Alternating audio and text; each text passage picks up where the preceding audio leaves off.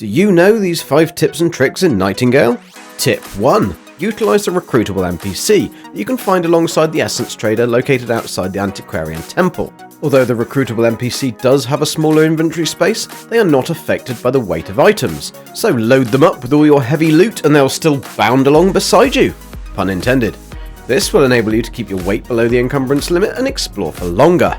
If you're wondering how to recruit the NPC, simply interact and complete their task, then return to them once done.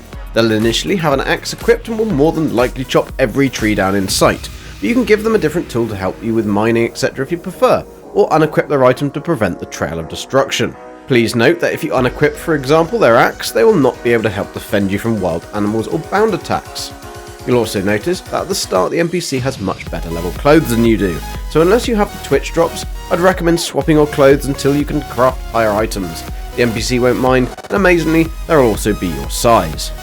Tip 2. After recruiting your NPC, speak to the Essence Trader, and providing you have 10 basic essence dust, you can buy all the item blueprint he has for sale. Yes, 10 basic essence is all you need. The trader in your abeyance realm sells an unlimited supply of water bottles.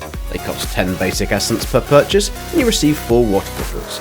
Each bottle extracts to 10 essence. Therefore, if I spend 10 basic essence and get 4 water bottles, I can extract 40 essence. I can then buy 4 more packs and receive 16 water bottles, which extracts to 160 essence, and so on. This is by far the quickest and easiest way I've found to gain basic essence in quantity without having to run around collecting plant fibre and sticks, or crafting marbles. Plus, you're right at the trader, so you don't even need to move. Tip 3. You will have undoubtedly already plundered many wooden chests for their contents. However, they're actually made of far more valuable materials, including gilded lumber, carved wood and stronger leather, that can easily be obtained by just breaking the box with an axe, pickaxe or maul. This will take no time to do, and as the contents do not respawn, there is no reason to leave the chests there.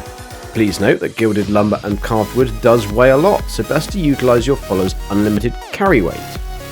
Once you make it through to the Forest Antiquarian realm, to obtain some even more rare items, you can break down any of the items on Mr. Avocado's table that show a name and have damage numbers. He doesn't seem to be bothered, so you might as well. And yes, I've renamed him Mr. Avocado. This also goes for any settlements that have pre-constructed items. Tip 4. When the clock strikes midnight, the night cycle begins and enables you to have a long rest. However, before you get your beauty sleep, ensure to fill up any of the workbenches that take a long time to process items, such as the smelter for ore or the saw bench for lumber. Like in Valheim, when you sleep, the passage of time will still progress, and therefore you wake up to all your items ready-made and waiting for you to collect. Tip 5. Although we can only fast travel to our respite, there is a little trick you can do to make your traversal a little quicker and also reach those hard-to-get areas. You'll need to equip your umbrella and your knife at the same time, then run, jump and lunge and activate the umbrella in that order. This means you can get an extra boost to get across water, ravines and reach those irritating areas in the agility puzzles. Please bear in mind that this does use stamina, so you'll need to ensure that you have boosted this as much as you can. It's a good idea to infuse the umbrella with a stamina reduction infusion, as this really will help you get that little bit further. One final note, if you are not aware, there are 2 very useful hotkeys in game, F4 which removes the HUD and F5 which switches to third person character view. Both of these can be useful and also enable you to get that awesome screenshot without the mess. I hope these tips have been useful and let me know in the comments if you have any others. Please remember to like and subscribe. I'm GG and thanks for watching. See ya.